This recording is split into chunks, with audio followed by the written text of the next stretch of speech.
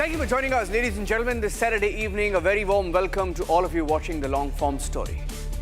I'm Niranjan. It's been a terrific news week. And we are back with a deep dive into four of the biggest stories of the week in a capsule, in a long form, in case you missed it. First up, the biggest story of the day, the week, the SCO Summit, all that's happening in Tianjin, China from a reporter's perspective. Shravan Sen, our senior editor, getting us his long-form report, a significant summit at a time when India is standing tall to the Western bullies. The global power shifts east. Our second story on the show this evening from the Union Territory of Jammu and Kashmir, reeling under incessant rains, flash floods, landslides, cloudburst for the last 2 weeks. Gursimran reporting from the worst hit areas, reporting closely as the affected pick up pieces of their lost lives. Moving on, a detailed report on the nationwide arms haul, the illegal arms network across multiple states and how the multiple agencies involved have foiled their plot. And our fourth and final story tonight on the long form is from India's neighbor Sri Lanka, a former Prime Minister on bail after arrest in a case of corruption involving his wife, Ranil Wickremesinghe. What happened to him and how it matters on the show tonight.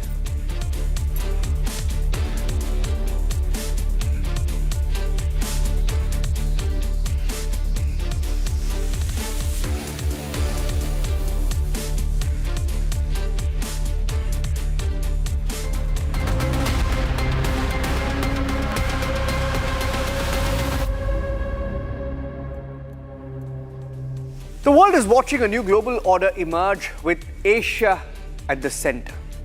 After signing 13 key agreements and declarations with Japan, Prime Minister Modi tonight is in China. Global leaders have arrived in Tianjin. But beyond the political glitz, there's a lot of action, excitement behind the scenes. The timing is important. Republic tonight brings you an extensive coverage of the SCO Summit, its geopolitical significance, the breaking news unfolding around it, but beyond the talk and the sea of information, we wanted to get you a reporter's diary tonight. Brought to you by Shravan Sen from the Super SCO Summit. Take a look. The world is watching a new global order emerge with Asia in its center.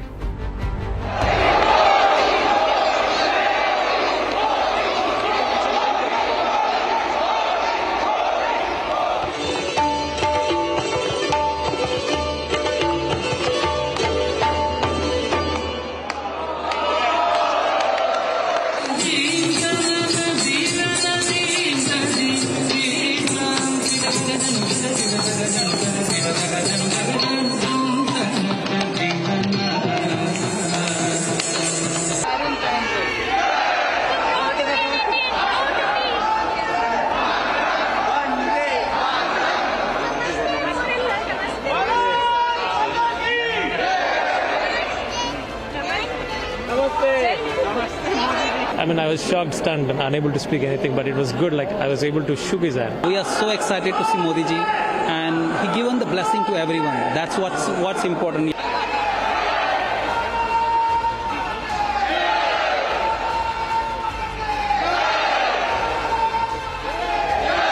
I almost cry. I love Modi, I love India. And then I'm very proud that we see Modi-ji and then we can get a blessing from Modi-ji. I shake hands with him and I also touch his feet and he also give me blessing. The port city in China, which is roughly about a few hours away from the capital city of Beijing.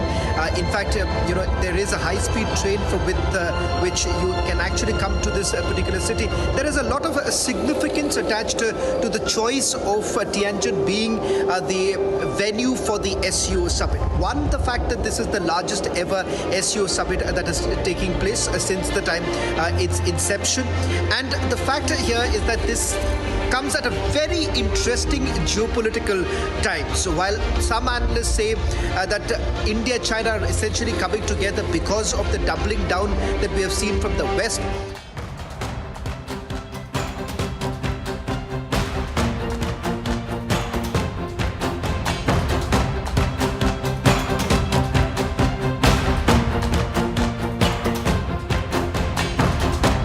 we are talking about one of the largest SCO summit that's going to take place in Tianjin, from where Republic is live right now. Before I get into the specifics of what is it that one can expect from the SCO Summit, I just want to give our viewers a tour from where we are basically broadcasting right now, and it'll also give you a sense of how things are really changing in China right now. Sneak peek into what exactly is China essentially thinking. I want to first show you, I'm going to just pan the camera. Take a look at the robot here. The robot here is just at the entry point of the International Media Center. I'm given to understand that you can speak to her. Let me see if we can quickly get a word from her. So what's the agenda like for the SCO? For the detailed schedule of the 2025 Shanghai Cooperation Organization Summit, please refer to the official website of the Summit's News Center. The QR code for the News Center website can be obtained at the General Service Desk. So there you have it. Introduction that came in from the robot who's been scheduled, who's been parked here. Now let me take you a little ahead, because this is where you have the entire international media contingent all present here. But a key feature is that China has taken the attempt to basically showcase their technological prowess, and that's exactly what we are essentially looking at. Take a look at this particular studio here. Now this is, they're calling the Science and Technology Interactive Display that they've done. This is a 3D display that they're essentially doing right now. And this is another kiosk that has been opened here that basically takes you to different parts of China itself. In one book, you basically step on one of the cities, and that basically takes you through some of the key features or key attractions of that city itself. Let's take a look at, there is another, it seems to be sort of an ice cream vending machine. This is an ice cream kiosk, like an ice cream station. It's fully powered by AI and with the dual robot arm. So it's served 24 hours, 7 days. And now in the summit, we have strawberry flavor, so you can try. From you making the order to the ice cream to be made, only 30 seconds. Is this a fresh ice cream that is... Very fresh. Okay. Yeah, and the tasty, smoothie, it's more like, the taste is more like a McFlurry in the McDonald's. Okay. Yeah. From grand welcomes at the reception to deep inside the media hub, Shavan Sen witnessed China's next-gen robotic marvels up close. Can you tell us what exactly is the robotic innovation that you're talking about? What's the, what is it that has been achieved over the last few years? Can you help us understand? Okay, so let me just explain this robot first, okay?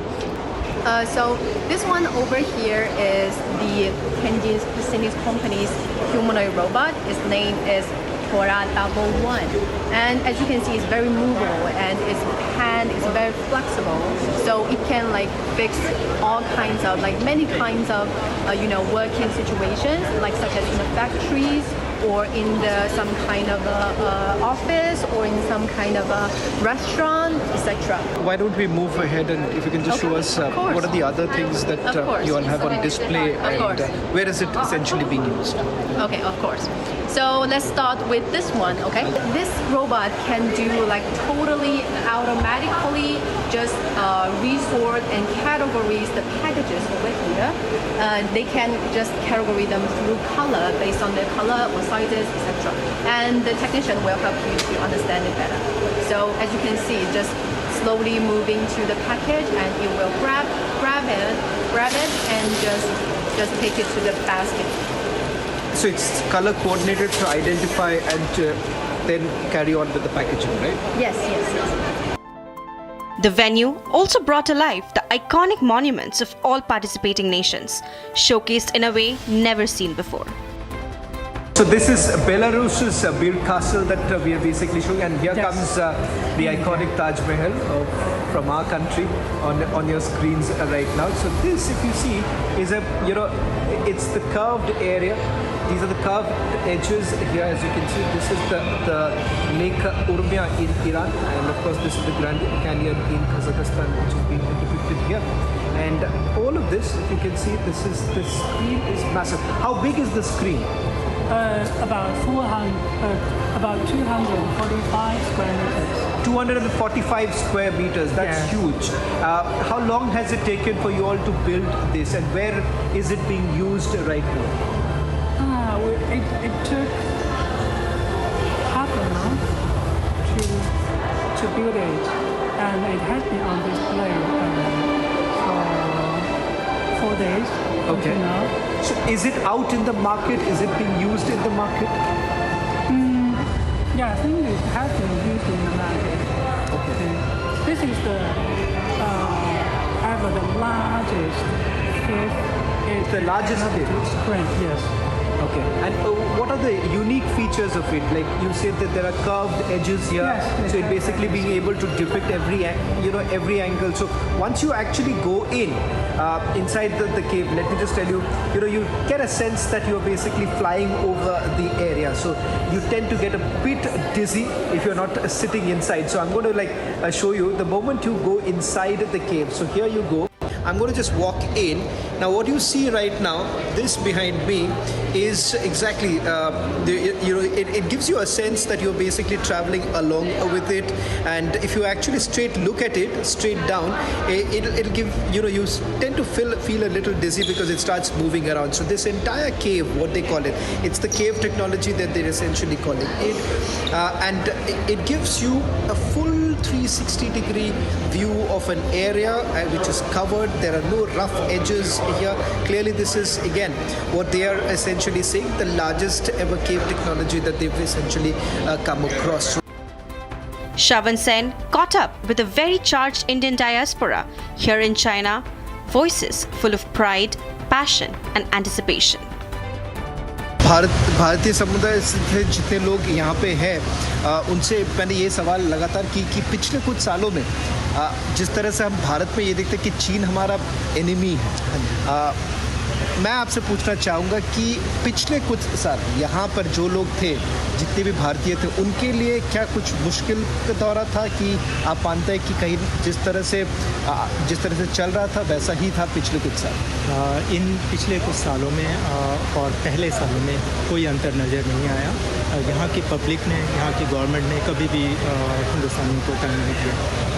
मैं यहाँ पर as professor लगा हूँ, मुझे यहाँ पर job है, मैं आर्टिस्ट हूँ, मैं आर्ट कॉलेज में पढ़ाता हूँ मास्टर्स को उन लोगों का हिंदुस्तानियों के लिए एक बहुत ही स्पेशल उनका कनेक्शन है। अगर आप कहते हैं कि कुछ गड़बड़ हुई होगी तो शायद ये पॉलिटिक्स में होती होगी, लेकिन इंसान के बीच में हमने कोई कमी नहीं देखी, ना कोई चेंज आया। जब हमारे रिश्ते बदले तब भी किसी को कोई दिक्कत नहीं है। इस देश के लोग बहुत ही शांत हैं, उन्होंने कभी भी किसी हिंदुस्तान को कम करते मैंने नहीं सुना आज तक। इतने सालों से यहाँ पर it has been always smooth. It's been an incredible experience reporting from Tianjin, the venue of the SCO Summit. Through the day, I got the opportunity to get a glimpse of what exactly is China essentially planning. Cutting-edge technology that I witnessed, robotic innovation that was quite interesting. Soft power is also something that China has essentially indulged in, and that perhaps is the clear messaging that China is essentially doing at this point in time, when they've been constantly referring to the fact that these are changing times and a changing world order. Now, what's there in the SCO Summit? Some say that it is not going to go beyond rhetoric. But if you believe what the Chinese have to say, the Chinese essentially believe that this is going to be a SCO Summit like never before. The reason being is that they believe that they have a clear roadmap as to what is it that they're going to offer to the SCO partners. And this is not going to be only limited to a few sectors. This is going to be across various sectors. For instance, it's not only going to be just about economy, it's going to be about military, it's also be about diplomacy. These are some aspects that have been referred to. What's very important is also the people-to-people ties that you see here. That's also another essential element of the ties that we've essentially seen between various countries, particularly India and China. The excitement is also building up right now in this port city of Tianjin, from where I'm going to report over the next few days, getting you all the latest updates, giving you an in-depth understanding of what's really happening on the ground. What is it that the Indian diaspora really feel about the current issue? Can we really forget Galwan and move on? And if at all we have to move on, what's the pragmatic approach? All of this, something that I'm going to get you while putting together a comprehensive report from Tianjin.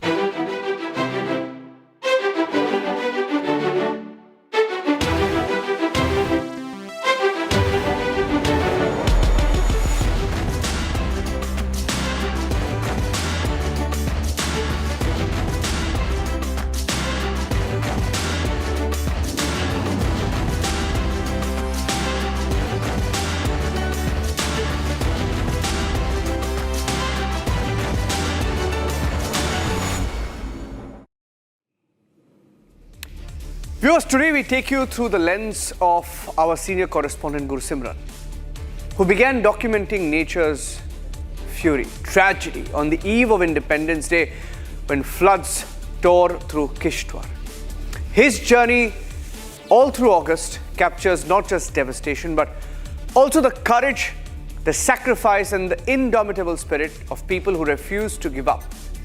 Tonight we bring you his diary from the rubbles of Chashoti to the flood horrors of Jammu.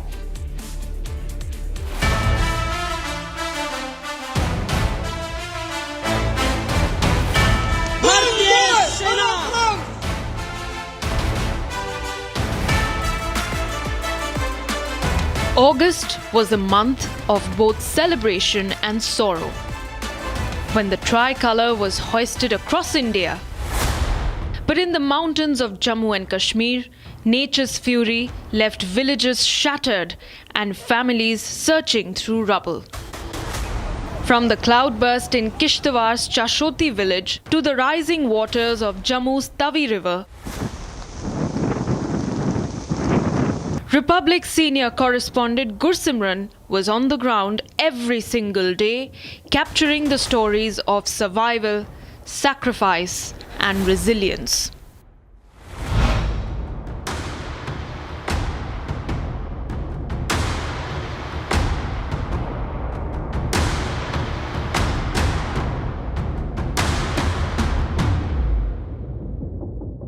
On 14th August, a day before Independence Day, Kishtwar's Chashoti village was torn apart by a devastating cloudburst and flash floods. Lives were lost in minutes, homes swept away, and families left clinging to hope. From that moment, Republic senior correspondent Gursimran began documenting the tragedy. His lens narrates the story of rescue and resilience in Kishtwar and also takes us through the fresh floods in Jammu, where the same spirit of survival was tested once again.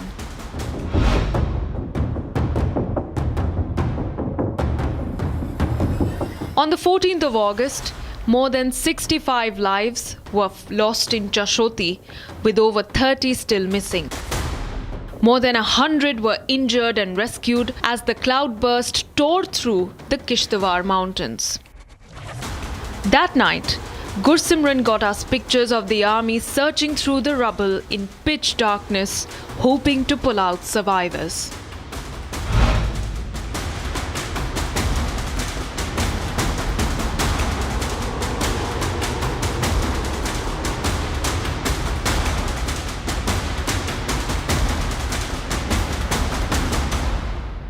On the next day, on 15th of August, as the nation celebrated Independence Day, in Kishtwar, dozens of houses were damaged. Several others stood on the mercy of rains, ready to collapse with another heavy spell. Inclement weather made rescue operations almost impossible. Locals were searching for their relatives in the debris, These are the visuals that are heart-wrenching because these people, they have lost their people, they have lost their relatives to it, and now as we speak, they are searching for their people, they are searching for their relatives, and what they hope and what they feel that anyone who is inside this could be their relative, could be their near or dear one, and that's why these searches have been launched. Though the security forces have also launched the searches, but the relatives here of those who have gone missing, they are also carrying out the searches by removing these logs from this very area. आपसे जानना चाहूँगा, आपका कोई रिश्तेदार missing है? हाँ, मेरा छोटा वाला मामा जो मिसिंग है, पता नहीं चल पाया, उसका कोई पता नहीं चल पाया. The market in Chashoti was completely washed away in seconds. And shopkeepers narrated how they barely had the time to escape, but still managed to rescue miners. कुछ एक दुकानें हैं जो अभी भी बची हुई हैं, वहाँ पर एक कह सकते हैं तो थोड़ा सा काम यहाँ पर चल रहा है. आपका नाम? दारी सिंह सर. मुझे ये बताइए, हुआ क्या था? आप यहीं थे कल? जी. क्या हुआ? तो एकदम से हम अपना काम कर रहे थे ऐसे ही हर रोज़ की तरह, तो एकदम से कुछ आवाज़ें आई हमारे को पीछे से. तो जब तक हम बाहर निकलते हैं, बाहर निकल के एकदम हम अपने बच्चों को देख रहे हैं, हमारे बच्चे कहाँ हैं, जबकि बाद में वो सारे बच्चे स्कूल में ही पाए गए थे. जैसे ये साथ में स्कूल है, इस स्कूल से जैसे हम यहाँ से वापस आते हैं, उतने में जो मलबा है वो यहाँ से आता है, और उस मलबे में यहाँ से कम 10 से 12 लोग, बच्चे और महिलाएं, बुजुर्ग सब, मतलब उसमें वो तो उसी टाइम चले गए हुए हैं. अचानक ऐसे हवा आई, तूफान आया, जिससे आदमी को कोई पता नहीं चला. तो अपना सुध बुध खो के जो चपेट में आया उधर गया, जो बच्चा इधर भागे दूर, मगर कोई पता नहीं चला इसमें कि क्या हुआ क्या नहीं है, अचानक हुआ. So this is what has happened, and now these visuals or destruction are what these people can see here, but the lives have been lost, countless still missing. Reason being that these people, those who have been here, those who have been living here for long period of time, they now are lifeless, they have lost their near and dear ones, and these mounds of destruction, this speaks volumes about what transpired that afternoon of 14th of August when these lives were lost and the people lost everything.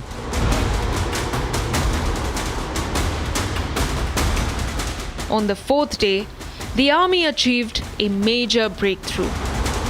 The Indian Army's 17 Rashtriya Rifles and the 203 Engineering Unit built a Bailey Bridge in record 5 hours, reconnecting Chashoti to Machel Mata. It could bear up to 5 tons and allowed two-wheelers to cross round the clock.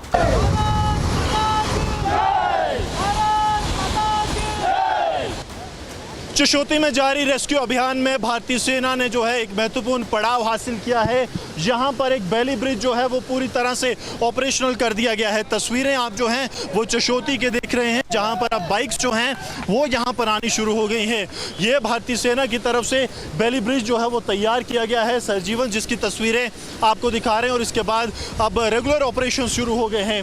भारतीय सेना की 17 राष्ट्रीय rifles के साथ 203 engineering regiment ने जो है record तकरीबन 4 से 5 घंटे के समय में जो है इसे तैयार किया है. और अब आप यहाँ पर देखेंगे तो बाइक्स जो हैं वो क्रॉस कर रही हैं. 5 टन तक का वज़न जो है ये सह सकता है, और ये इसलिए बेहद ज़्यादा ज़रूरी था क्योंकि लगातार जो पानी का बहाव, जो नीचे से आप एक जलधारा देख रहे हैं जो बह रही है, ये लगातार बढ़ रही थी. अब यहाँ से लगातार बाइक्स जो हैं वो आनी शुरू हो गई हैं. ये सभी बाइक्स को यहाँ से जाया जाएगा. एक कनेक्टिविटी में एक बड़ा बूस्ट मिला है क्योंकि लगातार 4 दिन से पिछले जब रेस्क्यू और रिलीफ ऑपरेशन जारी था तो उस दौरान हमने देखा कि ये ब्रिज ना होने की वजह से कितनी मुश्किलों का सामना आम लोगों को करना पड़ रहा था, जो लगातार एक जगह से दूसरी जगह क्रॉस कर रहे थे. लेकिन अब एक के बाद एक ये वाहन आने शुरू हुए हैं. मोटरसाइकिल कनेक्टिविटी जो है वो पूरी तरह से रिस्टोर कर दी गई है, और भारतीय सेना ने एक नायाब नमूना जो है वो पेश किया है. That same day, a story of unity lit up the flood-hit valley. Local resident Riaz Ahmed carried equipment from his home and provided electricity at the operation site for 4 nights. His efforts helped save over 100 lives when darkness threatened to halt rescue. जब वहाँ से आ रहे थे, जब सभी किश्तवाड़ में जब हम निकले, लोग ये कह रहे थे कि उस तरफ मत जाना, ज़लज़ला आया है, जान भी जा सकती. जाना तो है सर, एक दिन तो जाना ही जाना है, लेकिन मगर जो काम के लिए निकलना है तो वो तो सक्सेसफुल होना चाहिए। अब काम के लिए निकलना है बंदा, उस काम को अंजाम देना है, ये नहीं कि पीछे। रात को जो है लाइट्स लगाई, उसके बाद तकरीबन 116 जिंदगियां बची, तो उसका सुकून भी होता है मन में। बिल्कुल सर, सुकून होता है। तो अब जिनकी जाने गई हैं तो उनको नहीं ला सकते हैं, कोई रिवर में चलेंगे उनको कैसे निकाल सकते हैं। जहाँ जहाँ हम जाना चाहते हैं वहाँ हम लाइट पहुँचा देते थे।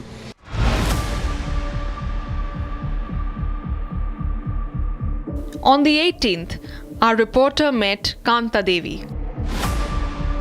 She was another good Samaritan who had a small shop with 5 lakh rupees in loans and family savings to serve Machel Mata pilgrims. But she too was removing debris where her shop once stood, her livelihood buried in the flood. मलबे से थालियाँ, चम्मच और गिलास जो हैं वो निकल रहे हैं। माता जी, आपका नाम? कांता देवी। मतलब आप यहाँ पे किस चीज़ की दुकान करते थे? खाने पीने की दुकान थी, रोटी खिलाते थे, कुछ दुकान की सामान थे वो बिकाते थे, बच्चों के लिए कुछ छोटे छोटे कोई खाना पीना था वो बिकाते थे। तो 14 तारीख आप यहीं पे थे जब ये हुआ? हाँ जी, इधर ही थे। क्या हुआ था? कुछ नहीं, ऐसे नजर आए एकदम, लोग को किसी को नजर नहीं आया। आप बच के कैसे निकले, क्योंकि दुकान तो पूरी सैलाब की जद में आ गई? हम दौड़ते दौड़ते रोड से भाग गए थे, कुछ लोग इधर तक फंस गए थे पानी से, वो पता नहीं कैसे निकले कैसे नहीं, कुछ फंसे हैं कुछ मरे हैं इधर। आज 5 दिन हो गए, आज आप सामान ढूंढने आए? क्या करेंगे, हमारा दिल तो घबर गए, कैसे निकालेंगे सामान, हमें होश ही नहीं रही। आज वापस आए हैं? आज वापस। मिल रहा है कुछ?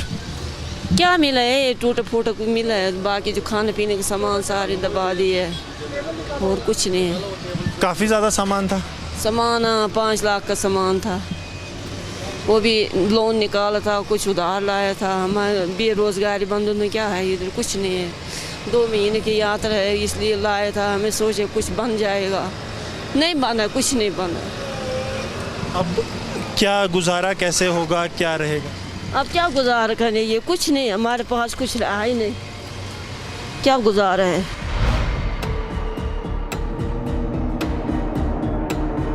The 19th brought a story of unmatched courage and personal loss. Government teacher Hukum Chand saved 80 students and rescued 40 trapped civilians. But he lost his brother, sister-in-law and niece in the same tragedy. His priority was saving children even as his own family slipped away. पहले बच्चे मैंने उठाने थे, लोग रो रहे हैं, parents, माँ आई मेरा बच्चा नहीं। मैंने कहा देखो जी, मेरे पास इधर 70-80 के करीब के बच्चे हैं सारे वहाँ। उन्होंने देखा बच्चे हुए हैं। एक लड़की आए, पुख थी वो हमारे, बोले चाचा मेरी शिल्पा नहीं है, बाकी सारे बच्चे हमने देखे वहाँ पे। मैंने बच्चों से पूछा, मैं कि शिल्पा स्कूल आई थी, फर्स्ट क्लास में पढ़े? बोला सर स्कूल आई थी। मैं वो लड़की को बोला मैं तुझे एफिडेविट लिख के देता हूँ, तेरे शिल्पा कुछ नहीं हो। जो बच्चे स्कूल में वो मैंने खुद गिनती करके बड़े बड़े बच्चों के पास वो टपवा दिया वहाँ पे। मैं कहा वो मिल जाएगी। मुझे अपने खुद की फैमिली के ट्रेजेडी हो गई, वो मैंने बिल्कुल देखी नहीं। आपको कब पता चला कि अपने भाई भाभी और भतीजी नहीं रहे? वो मुझे तब पता चला, ये मेरा भतीजा, ये मेरे बड़े भाई हैं, ये वहाँ गुलाबगढ़ से आए हैं। इन्होंने बोला क्या हुआ था, मैंने तो इनको नहीं, मुझसे पहले इनको पता है।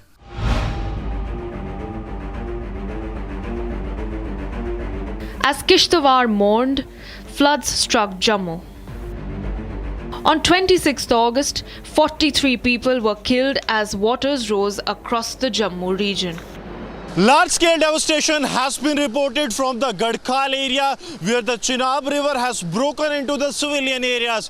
As flash floods have caused havoc in the Jammu region, the condition on the international border also remains the same. Rising water levels of the river Tavi has caused large-scale disruptions in the connectivity as well as has created havoc on the civilians that were living in the nearby area. Chaos swept Jammu city as the Tavi river crossed the danger mark.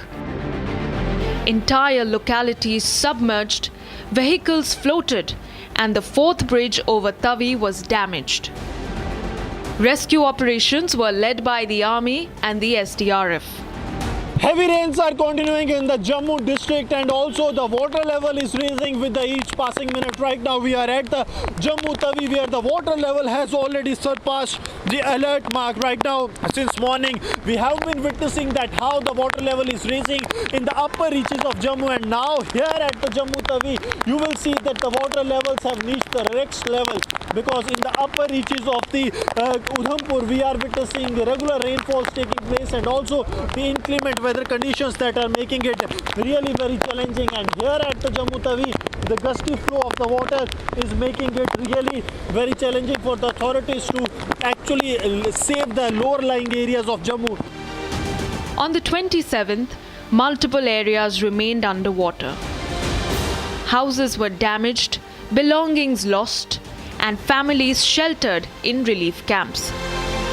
Large-scale devastation has been reported from the Gadkhal area, where the Chenab river has broken into the civilian areas, and it's the 1 week that the cloudburst and the flash floods are taking place in the upper reaches. But the level of the water that you see, that I'm half submerged into water, and the water level is increasing with each passing minute. This is the Gadkhal area, and here you will see the devastation and the damage that these floods have done to these civilian areas, that this local population, mostly of the tribal people and also from the locals, they are now worried about what lies next for them, because their houses have completely been washed away. ये tube से आप लोग क्या करते हैं? हम जो किसी का कुछ सामान बंदे पार फंसे हैं, कोई सामान ऐसी चीज है, उनको निकाल रहे हैं। कितने लोग फंसे हुए हैं पार? अभी 40 से 50 बंदे पार हैं। 1 2 4 आप बताइए मुझे कि आखिरकार यहाँ पे हुआ क्या है? लगातार पानी का बहाव बहुत तेज है। पानी तो उधर से पानी टूट गया। जब हम सुबह शाम को उधर पानी इतना नहीं था, इनका माल बच्चा जो भी था अंदर ही था। सुबह 4 बजे पानी आया तो इन्होंने अपनी जान बचाई तो बाहर आ गए। Even border security force jawans were trapped in the floodwaters. They were rescued by NDRF, SDRF and the Jammu and Kashmir police.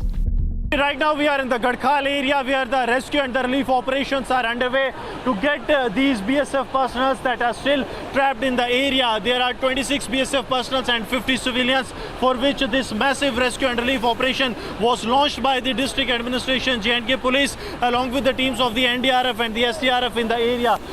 The senior officials of the J&K police as well as the district administration are here at the spot. I am joined by the additional deputy commissioner of Jammu, ADM Sher Singh. Sir, किस तरह से relief rescue operation लगातार यहाँ पर चल रहा है sir?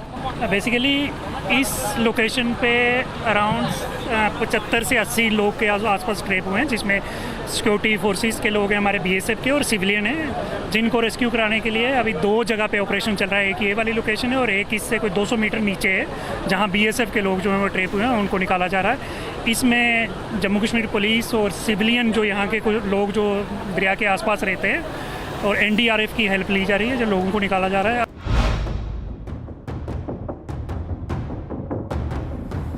On the 28th, Gursimran joined BSF troops at the Jammu international border.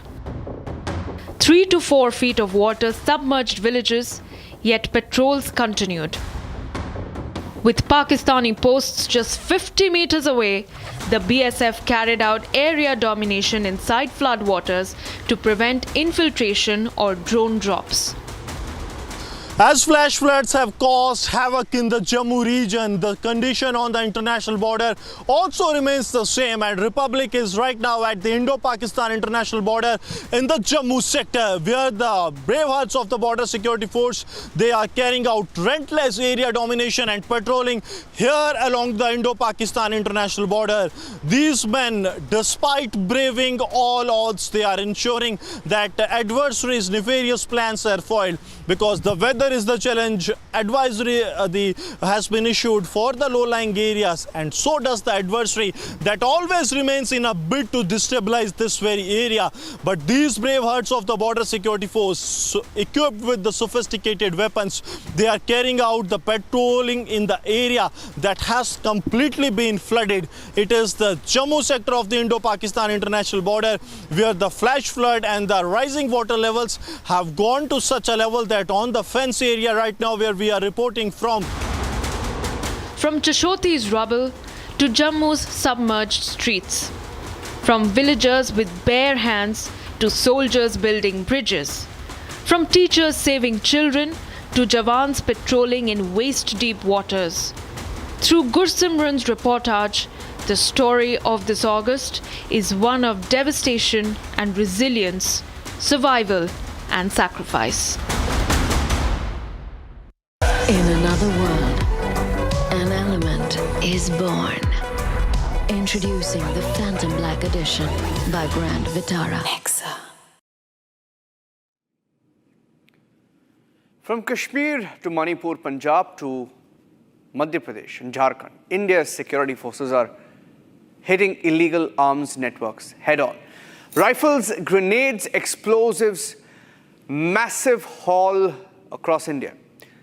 While terror plots are being foiled and deadly attacks are being stopped, weapons are being found, the army, the police and intelligence agencies are showing one thing loud and clear, that our borders are locked down and anyone trying to destabilize the nation will not get away. Here's a story on how we've been sweeping nationwide crackdowns on illegal arms.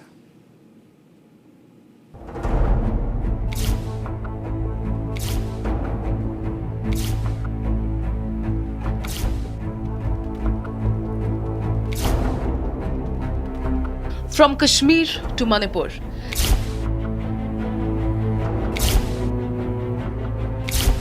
Security forces are on a relentless hunt for illegal arms racket. In Handwara, Jammu and Kashmir, police uncovered a massive arms cache. While in Gurez sector of Kashmir, the army neutralized 2 terrorists attempting to infiltrate into India.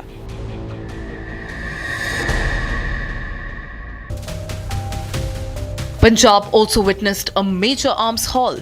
In Firozpur, a counter-intelligence team foiled a Pakistan ISI-backed terror plot, arresting 2 operatives and seizing hand grenades, pistols and cartridges. In the recent months, there has been a huge recovery of explosives, weapons and arms all across Punjab. And the way the gang operatives have been arrested, which have been given direction by the foreign operator itself, tells the theory and the story of the lawness of the state. There has been reported broad light day murders and crimes which has increased many folds. It's time for the Punjab police to step up vigilance before the law and order situation gets compromised. Punjab police ਨੂੰ ਅੱਜ ਇੱਕ ਵੱਡੀ ਕਾਮਯਾਬੀ ਪ੍ਰਾਪਤ ਹੋਈ ਹੈ ਜਦੋਂ ਕਿ ਇੱਕ ਇੰਟੈਲੀਜੈਂਸ ਬੇਸਡ ਆਪਰੇਸ਼ਨ ਦੇ ਵਿੱਚ ਕਾਊਂਟਰ ਇੰਟੈਲੀਜੈਂਸ ਫਿਰੋਜ਼ਪੁਰ ਦੀ ਟੀਮ ਨੇ ਪਾਕਿਸਤਾਨ ISI ਦੀ ਇੱਕ ਵੱਡੀ ਸਾਜ਼ਿਸ਼ ਨਾਕਾਮ ਕਰਤੀ ਹੈਗੀ ਤੇ ਇੱਕ ਟੈਰਰ ਮੋਡਿਊਲ ਬਸਟ ਕੀਤਾ ਹੈ 2 ਲੋਕਾਂ ਨੂੰ ਅਰੈਸਟ ਕੀਤਾ ਹੈ 2 ਹੈਂਡ ਗ੍ਰੇਨੇਡਸ ਇੱਕ 9mm ਬਰੇਟਾ ਪਿਸਟਲ ਤੇ ਕਾਰਟ੍ਰਿਜਸ ਰਿਕਵਰ ਕੀਤੇ ਗਏ ਹਨ ਸੋ ਇਹਨਾਂ ਦੀ ਇਸ ਮੋਡਿਊਲ ਦੀ ਸਾਜ਼ਿਸ਼ ਸੀਗੀ ਕਿ ਪੰਜਾਬ ਦੇ ਵਿੱਚ ਅਫਰਾ ਤਫਰੀ ਫੈਲਾਈ ਜਾਵੇ Punjab security forces had struck on August 21st as well, recovering a hand grenade, a .30 bore pistol and 10 live cartridges in Amritsar rural.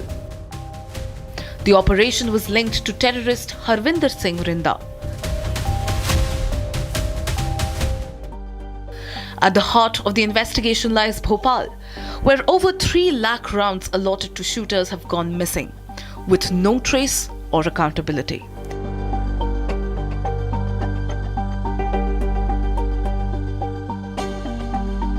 Madhya Pradesh की राजधानी भोपाल में कारतूसों की कालाबाजारी का बड़ा खुलासा हुआ है। पुलिस सूत्रों के मुताबिक शूटिंग एकेडमी और शूटिंग रेंज की आड़ में कारतूस अलॉट किए जाते थे और फिर इनकी कालाबाजारी की जाती थी। और ये भी जानकारी लगी है कि अब जो रिकॉर्ड खंगाला गया उसमें 3 लाख कारतूस मिसिंग हैं। ये वो कारतूस हैं जिनको कि शूटर्स ने खुद प्रैक्टिस के नाम पर अलॉट कराया था, लेकिन ये मिसिंग हैं। The scale of this breach is alarming. Investigations show cartridges meant for registered shooters were being siphoned off from academies and funneled into illegal trade, sparking fears of misuse by criminals, poachers, or anti-national elements. When records were checked, the allotted cartridges had simply vanished. जो missing कारतूस हैं उनका record खंगालने के लिए जांच team बनाई गई है। इसके अलावा अब जितने भी शूटर्स हैं भोपाल में अगर बात करें तो करीब 80 शूटर्स रजिस्टर्ड हैं। उन सबको तलब किया गया है, उनसे रिकॉर्ड मांगा है कि आखिर उन्होंने जो कारतूस अलॉट कराए थे उसका वो रिकॉर्ड दें।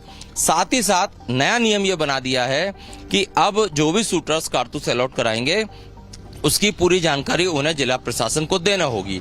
लेकिन हम जो जानकारी आपको देना चाह रहे हैं वो ये कि कारतूसों की कालाबाजारी अगर हो रही थी तो ये कारतूस कहाँ जा रहे थे, क्योंकि जो पुलिस इनपुट से उसके मुताबिक न सिर्फ कारतूसों की कालाबाजारी हुई है बल्कि कुछ शूटर्स ने विदेशों से राइफल्स मंगा के अधिक दाम में बेची भी हैं और इसीलिए परवलिया क्षेत्र में एक प्रकरण भी दर्ज किया गया है।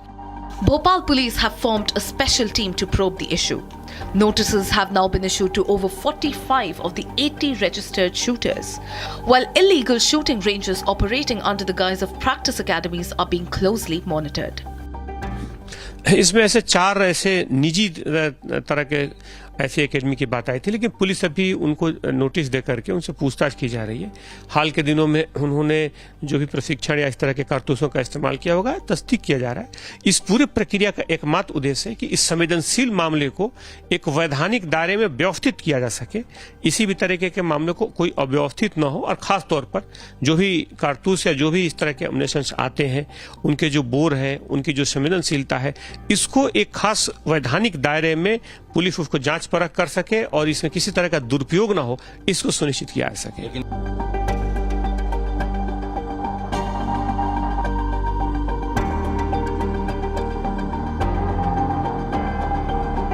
While Bhopal grapples with its massive cartridge scandal, forces in Jharkhand are also striking, uncovering illegal arms caches that highlight the nationwide reach of these networks.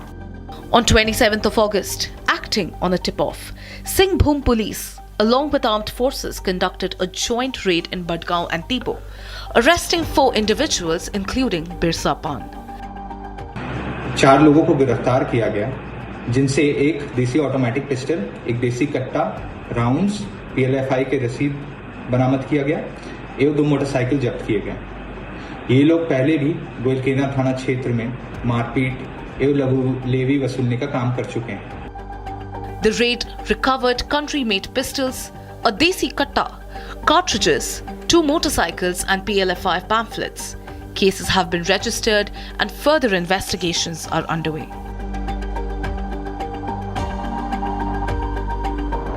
Across India's western and eastern borders, seizures of weapons, explosives and narcotics have surged sharply in 2025. Rifle recoveries alone are up 2,568% since 2021, while explosive seizures have jumped 7,363% according to BSF data. In the first half of 2025, over 660 weapons, 681 detonators and 22.4 kgs of explosives were recovered, highlighting the critical role of security forces in preventing smuggling and potential terror threats. To reinforce peace, the army and other agencies have intensified operations, dismantling armed networks that could have destabilized the country. Similar seizures are being done in Manipur as well, a state which is slowly creeping back to normalcy under the president's rule.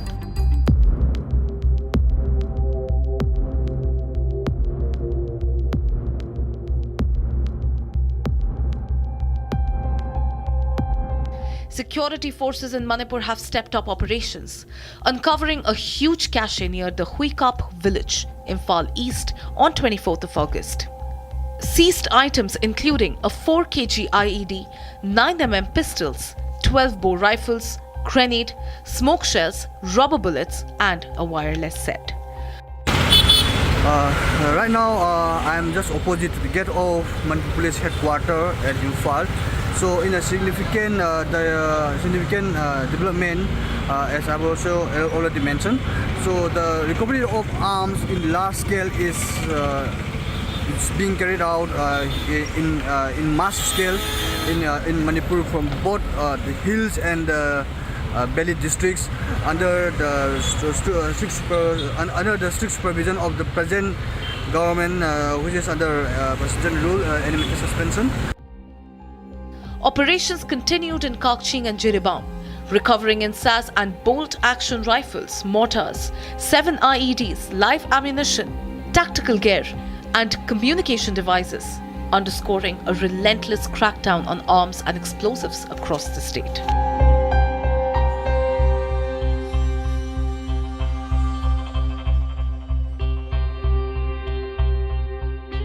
From Kashmir to Manipur, security forces have maintained relentless pressure on illegal arms networks, seizing weapons, explosives, and ammunition across multiple states. These operations highlight the vigilance and coordination of police and armed forces in preventing smuggling, dismantling terror modules, and safeguarding national security, ensuring peace and stability across the country.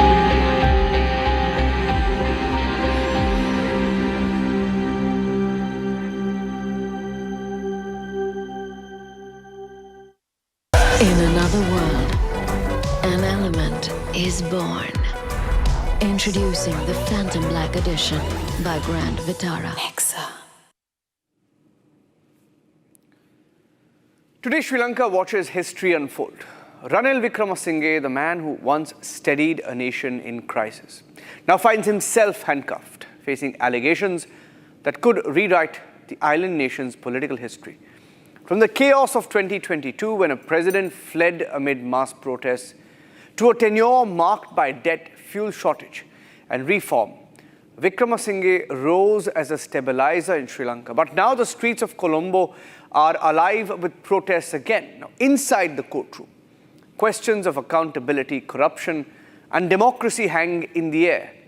And as bail is granted, the nation asks, what comes next for Sri Lanka?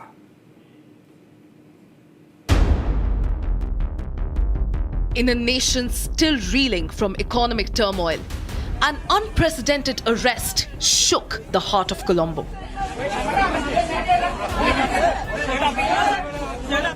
This is a first in Sri Lanka's political history. Ranil Wickremesinghe, a politician who rose to stabilize a crumbling economy, is now handcuffed, facing allegations that threaten to rewrite the island's political history. Ranil Wickremesinghe was arrested a few days ago by the Criminal Investigations Department of Sri Lanka Police.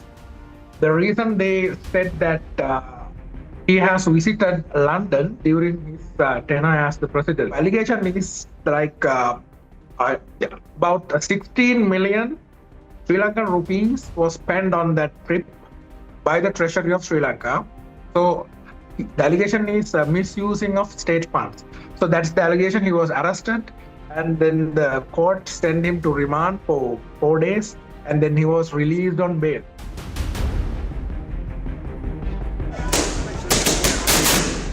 In 2022, as Sri Lanka teetered on the edge of collapse, the unthinkable happened. President Gotabaya Rajapaksa fled the country, resigning amid months of mass protests.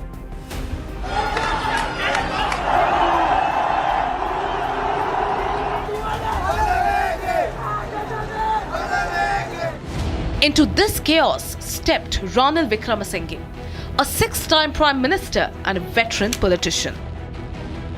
His challenge was immediate: restore public order, stabilize the economy, and convince a wary nation that leadership could rise from turmoil. Critics say his measures were harsh, but supporters call him a stabilizer, a man who walked a fine line between reform and resentment.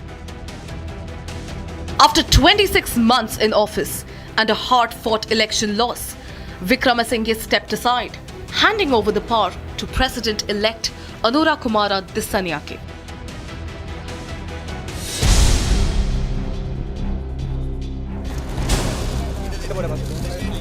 Then on 22nd August, the unthinkable happened. Ranil Wickremesinghe was arrested by the Financial Crimes Investigation Department. He became the first former head of state to face such a scrutiny.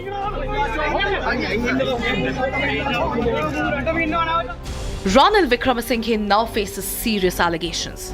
Authorities allege misuse of state funds for personal travel, including security costs for his wife's graduation trip to the UK. While the allegations have drawn sharp criticism, the former president's side of the story paints a very different picture. The arrest of former President Ranil Wickremesinghe came as a surprise, not least because he, the former president, immediately before, he had a reputation of integrity and probity. So personally I was very surprised to hear about the charges against him of misuse of government funds for a visit abroad. All I can say is that I have known President Wickremesinghe for long, and he is a very fine gentleman and a politician of the old guard, comes from a very reputed, rich family. So I find it difficult to believe that he would misuse government funds for something like that. Supporters and critics alike took to the streets, highlighting the nation's deep political divide. Colombo's streets erupted. Ranil Wickremesinghe's supporters poured out, waving banners, chanting slogans. A spectacle that blurred politics and passion.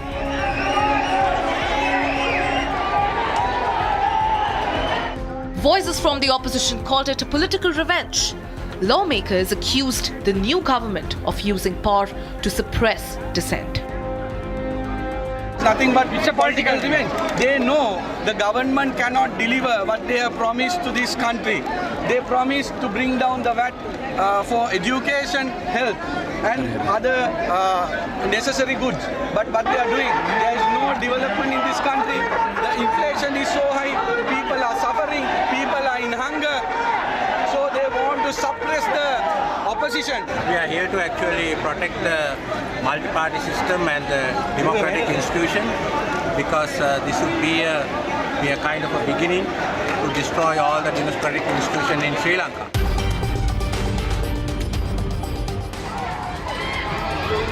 Inside the courtroom, Wickremesinghe appeared before the magistrate. He was sent to remand until August 26th, leaving many questions unanswered.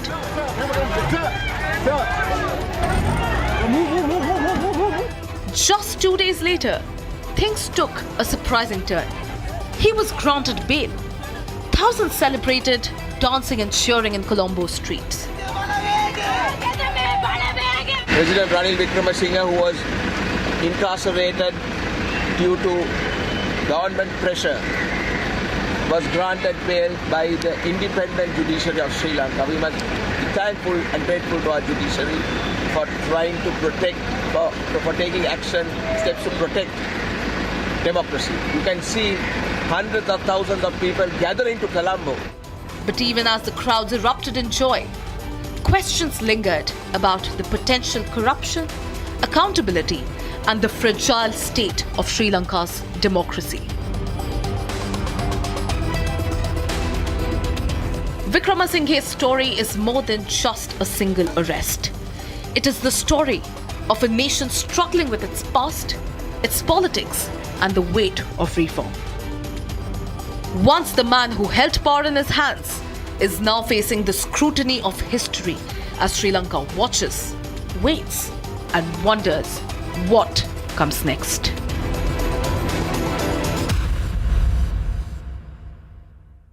In another world, an element is born.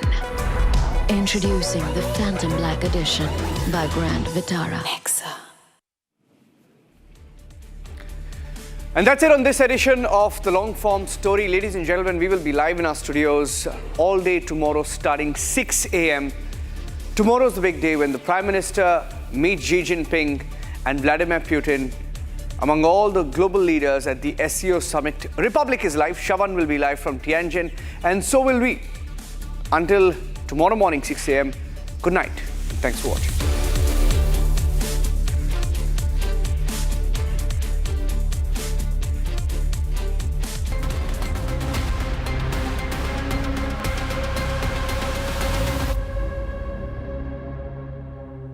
In another world.